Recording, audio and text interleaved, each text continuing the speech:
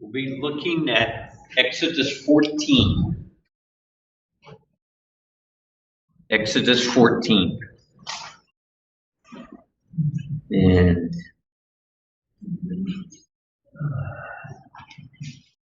the title of the lesson is God Leads His People. God leads His people. Our book outlined the following things for us to keep in mind in case we don't get there.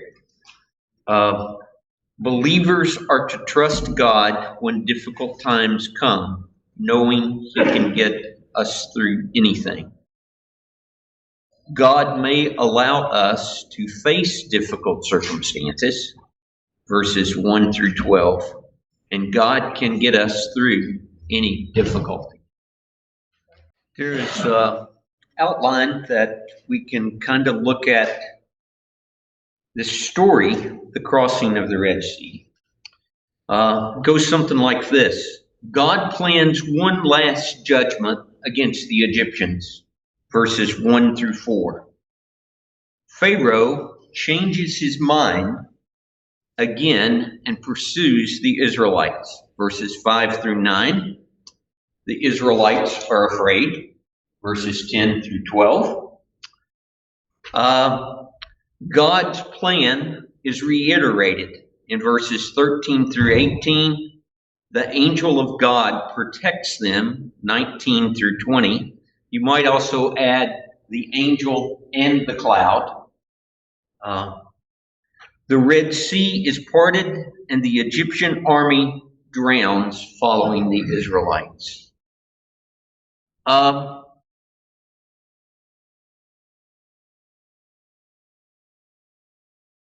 The 10 plagues, the death of the firstborn, the Passover, was followed by the Israelites leaving Egypt. Chapter 13 makes it clear that their deliverance from from Egypt, was by the power of God. That's stated in verses 3, 9, 14, and 16. So their deliverance from Egypt was not by their own power. That's something that we've got to keep in mind.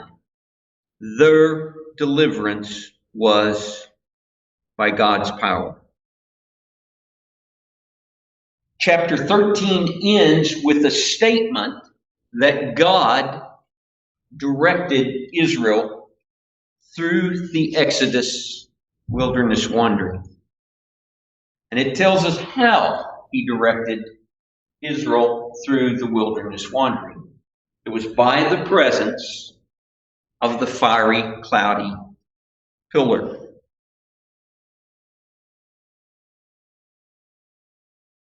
Verses 17 through 18 tells us that God did not use the most direct route to get them out of Egypt, or out of Egyptian territory, we should say. And He does this for a couple of reasons. These are a group of slaves. They think like slaves. Okay? They think like slaves. They think like slaves for a good part of this story. God is forming them into a new people. But while they think like slaves, if they face difficulty of war, they may decide it's better to be a slave than dead. Better to be a slave than dead. So, it's not necessarily that the Philistines are the problem. as listed in the end of chapter 13, but that the route is controlled by the Egyptians. The Philistines were there. They will be a constant threat to Israel. But mainly at this point, the domination is by Egypt. Now,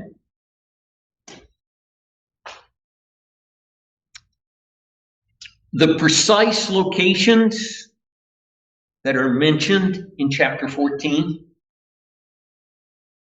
are subject to a lot, and I mean a lot, of speculation.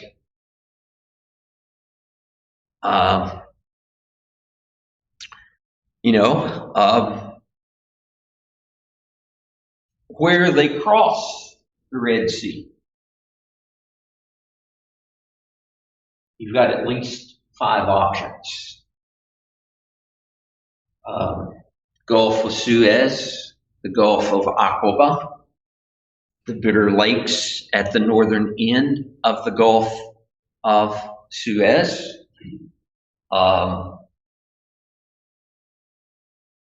At least one place that's mentioned on the Gulf of Aqaba is a beach called Nuwabi Beach.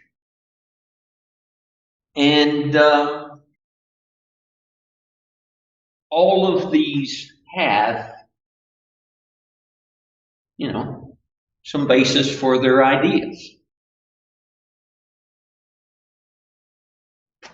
And when you decide which one of these views you're going to go with is also going to determine where you think Mount Sinai is.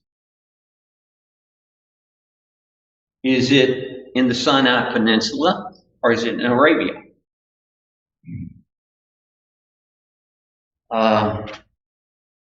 Galatians 4:25 might lead you to Arabia. So, with that being said, just be aware that there's lots of views where this supposedly took place. And also, you probably should use some caution when you hear someone confidently say, "We found an Egyptian wheel down in this part of the Red Sea." First of all, they would be made of wood. Wood and salt water do not work well together over the centuries. Also, there would be bronze in them. Bronze does not work well with chloride. So, there's things that you should be a little skeptical of. Another thing that I found interesting while I was looking at this, it doesn't require a body of water hundreds of feet deep. 10 feet of water will meet the need. Why? It's over your head. It's over the horse's head. It will take care of the... Now, let's talk about the physics of the sea parting. There is a natural phenomena called a wind settling or a wind set down. With the wind blowing 10 to 12 hours at 63 miles per hour, the sea will part. It will part. But do you have dry land? Yes. You can have dry land. Now, this is Roger's point. even though we can explain this in a physical manner, that the sea parts, God is in control of this. Is it part wide enough to let hundreds of thousands of people walk? It can part pretty wide. There's you know, and the concept is like, okay, you have your cup of coffee, it's hot, you blow on it, you push the water of the coffee aside. And that's the concept that this is happening. But keep in mind that God did this. He did it at precise time. He is the God of creation. This shows that He is in control of His creation. And He did it to save His people. We've already pointed out the Israelites were led by God. And they're led by God, in this case, into an area where there was no escape. Egyptians are behind them, seas in front of them. There's no escaping. Now, I don't know if this may also be a correction of what the Israelites were thinking. In verse 8, what's it say about the Egyptians? The Israelites?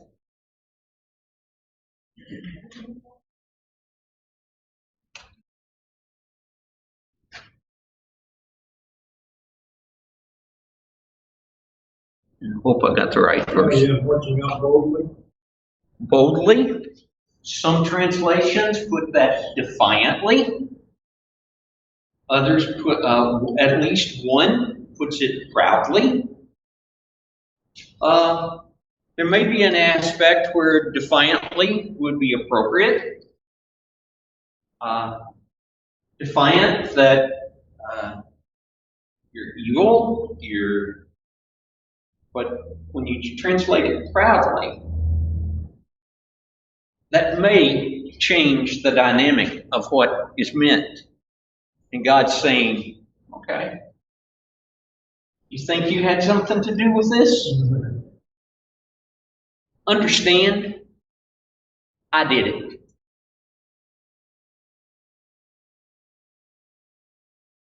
Understand, I did it. I saved you. They were shown the power of God. Yes. And you would think they would have seen the power of God, or at least understood something about it from the plagues, and especially the last one. So it may have also been a corrective measure on God's part for the Israelites.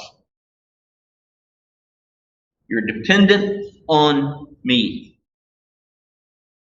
Pharaoh and the Egyptians have come to believe that the Israelites were wandering aimlessly, that they were lost in the wilderness. It would be an easy matter to re-enslave them, or perhaps even, I think his goal was to re-enslave them, not necessarily to annihilate them. And, they asked the question, what have we done in letting these people go?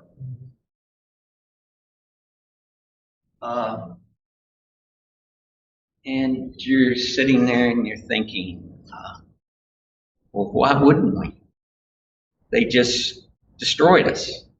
Or their God just destroyed us. Why wouldn't we let them go? But now they're thinking, oh, lost 6,000 workers. I've lost all the stuff that they can do for me. I don't have to do for myself.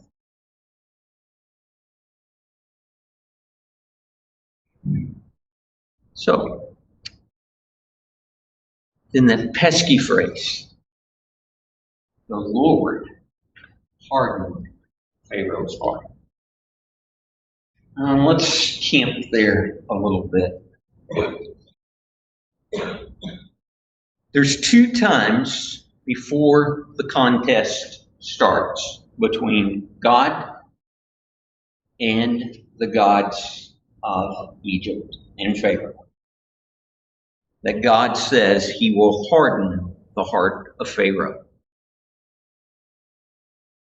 Chapter 4, verse 21, chapter 7, verse 3. Those are the two times before the contest begins. Maybe we need to define heart.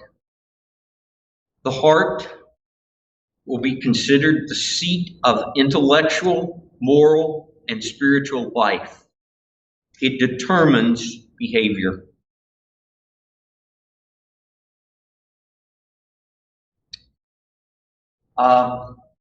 Take most of this from Heart Sayings of the Bible. And one of the phrases that this book pointed out is that most of God's prophecies to his prophets have an unexpected or unstated, I should say, unless you repent to it. Consider the story of Jonah. What is his message? 40 days and the city will be overturned or destroyed. But the people repent, and it's not at this point. That's just one example. So, Pharaoh hardened his heart 10 times, all before the 5th plague.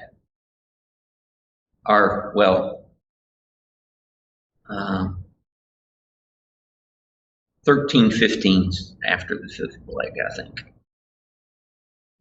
In 7:13, 7:14, 7:22, 8:15, 19:32, 9:7, 34:35, and 13:15 are the places where he hardened his heart. After the 5th plague,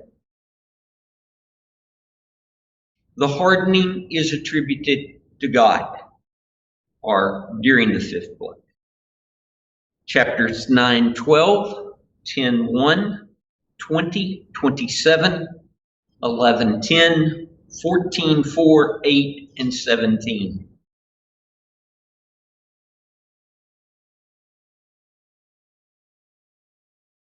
Pharaoh hardened his heart. He was unresponsive to reason or compassion.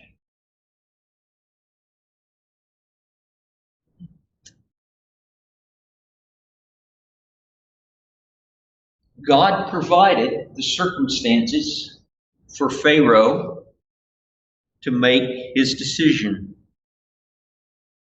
God didn't force him to want to murder or enslave the Hebrews. That was already there. That was already there.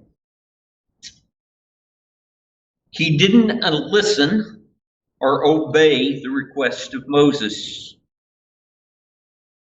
Notice that some of his people dropped out of his plan. After, I think it's the 3rd plague, the magicians come to him and say, "This is from God. We can't do anything about it. We can't repeat this." At points during his continued hardness, I guess is the right word, some of his officials paid attention. They brought their servants, livestock, inside instead of leaving them out to face the hail and other stuff.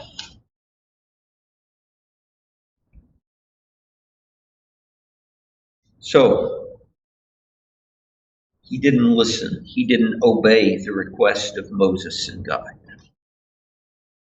Then there is the judicial hardening. God hardened his heart. There was a point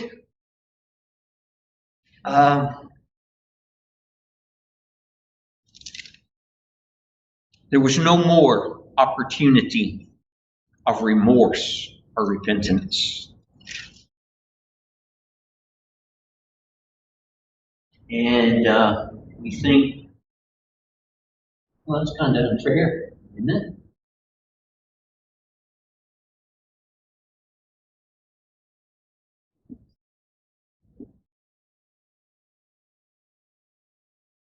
But God makes some similar statements in the New Testament. Romans 1, starting with 26 and going on from there. God gave them up. God gave them up. It's a pretty serious place to be in when God gives you up to your own desires. He doesn't try to stop you anymore. He lets you deal with the consequences of what your actions are. 2 Thessalonians 2, 9 through 12 is another one. Those who would not believe the truth, he gave them a strong delusion. So, that's a tough part of this chapter. You guys got any points that you want to make about it? That's the point of no return. He told the apostles, shake this up, you can do your plan. Yeah. That was that Point. Chris mentioned it's the point of no return. It's the same concept of Jesus telling his disciples to shake the dust off your feet for a home or a town when they were sent on the mission. And God can use anyone or anything to accomplish this. Yes. Even those that don't want to participate in that will. And Pharaoh is one who did not want to participate in this program. Well, you mentioned earlier that the prophets don't start that in.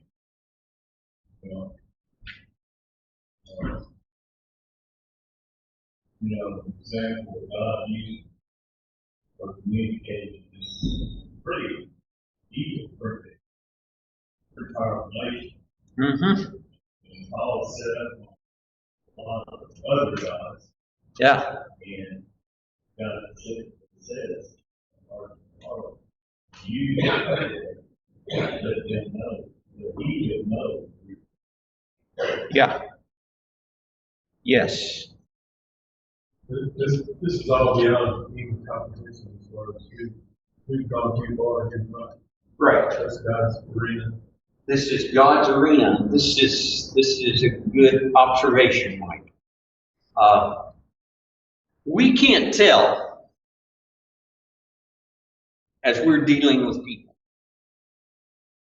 and who has gone beyond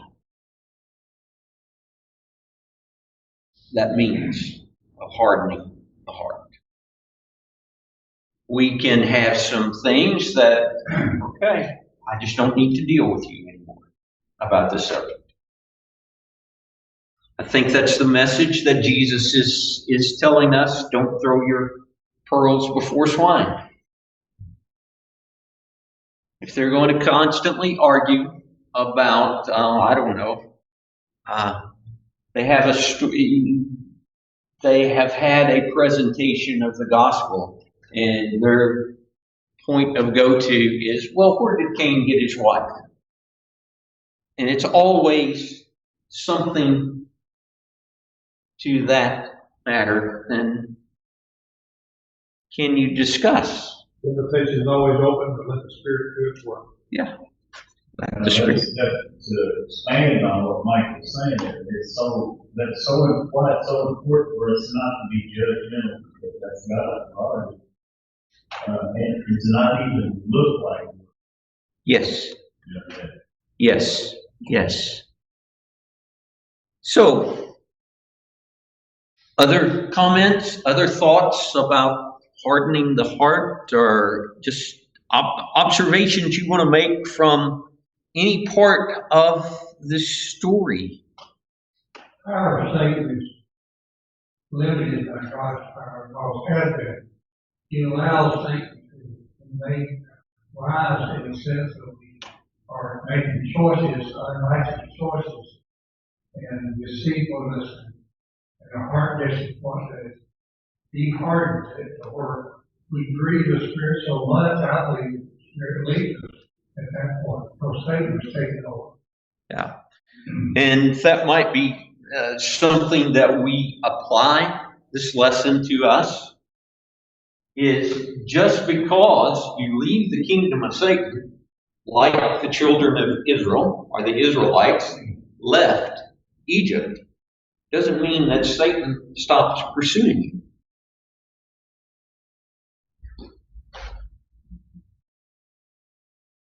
Right? And if he doesn't really get you back into his kingdom as such, maybe he destroys your influence, your witness. Maybe he destroys you.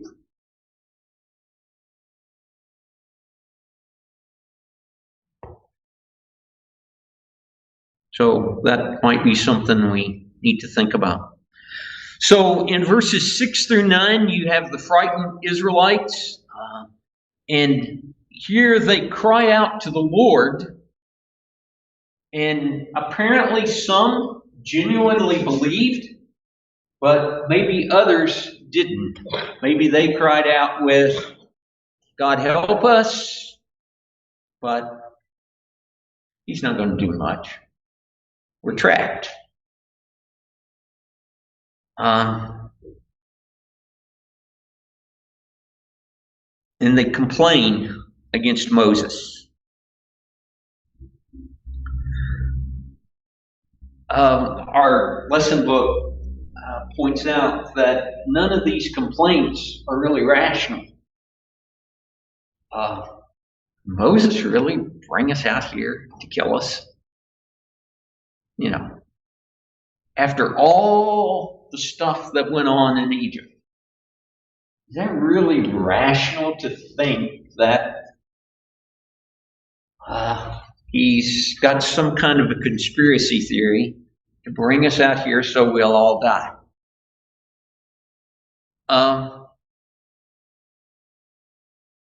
But this is an expression of emotions in a difficult time. And we all make irrational statements, come up with irrational ideas when we're under difficult circumstances sometimes. So, this situation is impossible without God's intervention.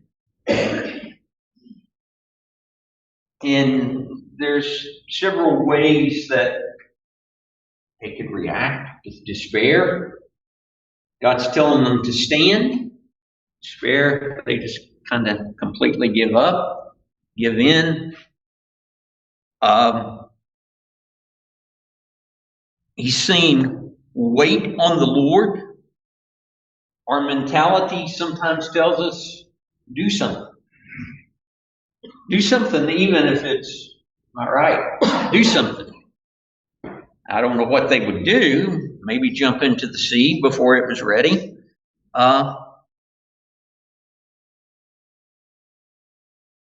Or perhaps go surrender to the Egyptians.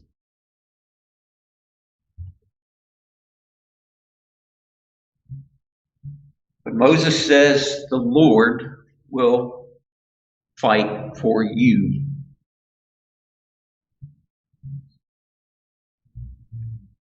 Follow his instructions. So, Moses is to stretch out his hand and rod over the sea. The people are to walk. They're to walk. The angel of God goes back behind the Israelites, in front of the Egyptians. The pillar goes behind the Israelites and the Egyptians.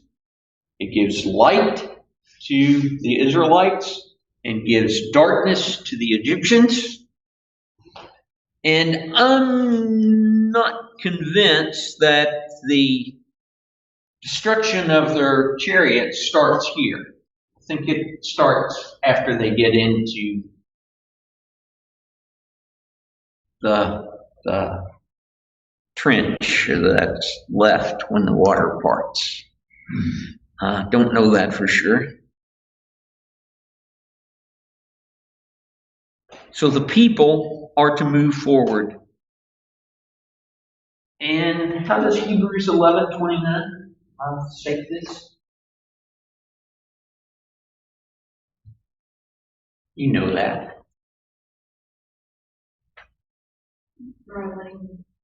Yeah. By faith.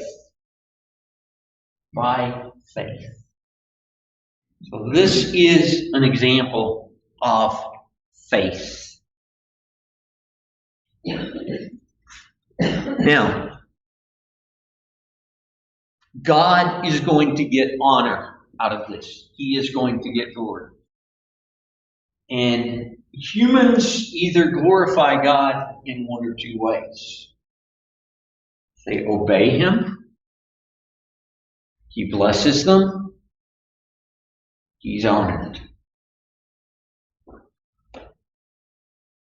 Now, when I say bless, that doesn't always mean life is easy.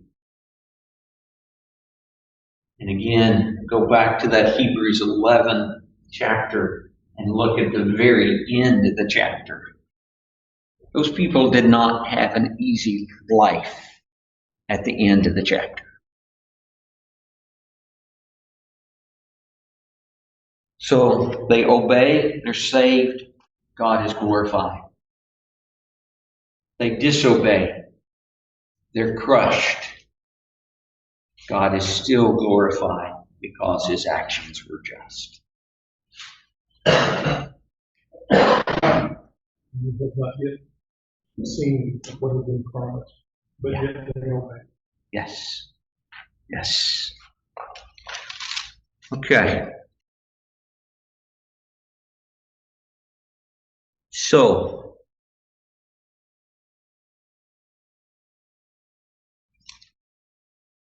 This story gets a lot of play in the Bible. The Exodus story gets a lot of play in the Bible. Passover. Yes, Passover. The whole Exodus story. Lots of play in the Bible. This is the pivotal event to remember God's faithfulness. The Exodus. And there's lots of passages in the book of Psalms about the crossing of the Red Sea.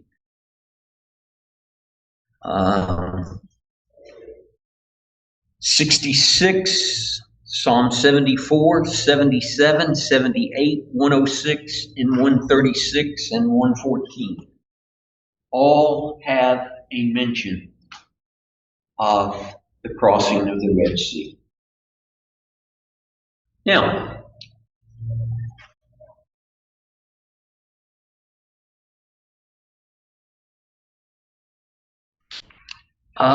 this is an act of God's salvation. It was promised to Abraham in Genesis 15 that they would be in Egypt for 400 years and he would bring them back to Canaan. It's promised. And God was going to accomplish it. As we've already said, this demonstrates God's power over nature. We have similar stories in the New Testament, at least two. Jesus is asleep on the boat. The boat's about to sink because of the storm. He gets up and he says, "Stop." And it stops. He walks on the water during the storm. They think he's a ghost. I would too.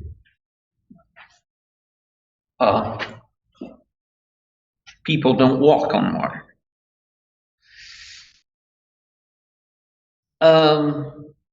One other thing we should probably mention here is that the angel of God in this case may be another phrase for the angel of the Lord, which is often thought to be a manifestation of the pre-incarnate Christ.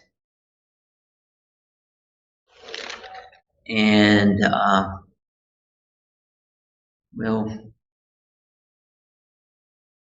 there's lots of other stuff I want to talk about, but let's stop with do it with this. The Red Sea crossing and our redemption. In 1 Corinthians chapter 10, the Red Sea crossing is described as baptism unto Moses, or into Moses, united, identified with Moses. In our baptism, we are united and identified with the death, burial, and resurrection of Christ. Moses is delivered from water. And one of the earlier points in this article I was reading pointed out how that the story here is the same as in Exodus chapter 2. Okay, and since I opened that can of worms, let's talk about it for a minute. Where's Moses placed in chapter 2? In the basket, in the mouth. And among the reeds. That's important because actually the translation for Red Sea is the Sea of Reeds. So Moses was placed in the water among the reeds. Moses is drawn out of the water. He's saved through the water.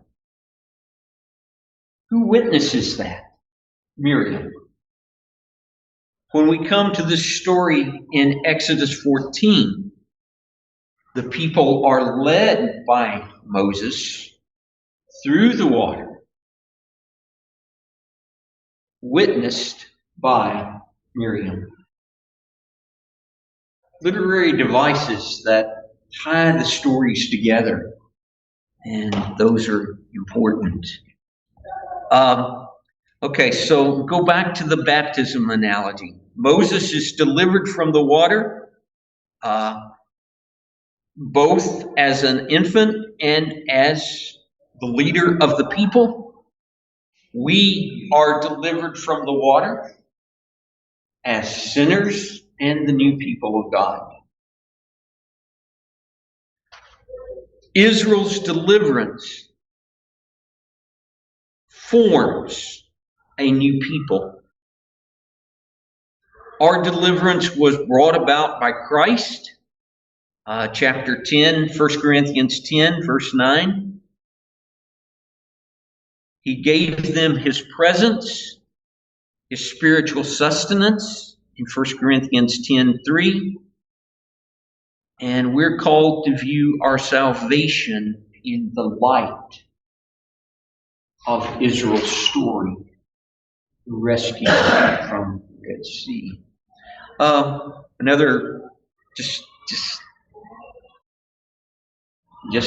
quick point is when Jesus is discussing the upcoming crucifixion with Moses and Elijah, they are discussing his exodus.